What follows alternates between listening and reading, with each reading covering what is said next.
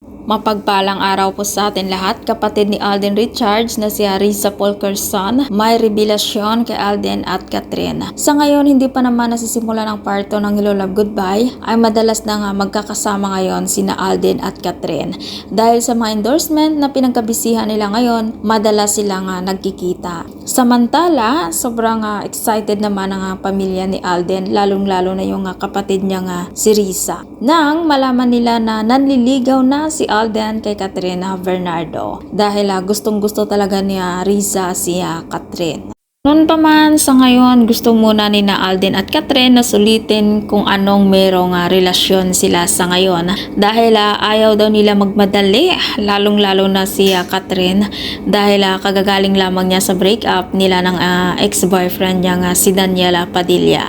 At masaya daw si Catherine sa kanyang naging desisyon sa nakaraang buhay pag-ibig niya. Ito na talaga namang ikasasaya ito ng Catden fans dyan dahil mismong kapatid ni Alden na si Risa inamin na butong-buto daw ang pamilya nila kay Catherine Bernardo dahil sa mahabang panahon na walang dinadala na girlfriend daw si Alden para ipakilala sa kanila at excited na silang makilala si Catherine Bernardo sa personal. Maging ang daddy daw nila talaga lagi daw tinutukso si Alden kung kailan niya daw dadalhin si Catherine sa kanilang bahay. Ay naku po, sana all na lang. At kung ikaw hindi pa nakasubscribe ng aking channel, mag-subscribe ka na sa aking channel, Ives Velasco. Maraming salamat po at mapagpalang araw po sa ating lahat.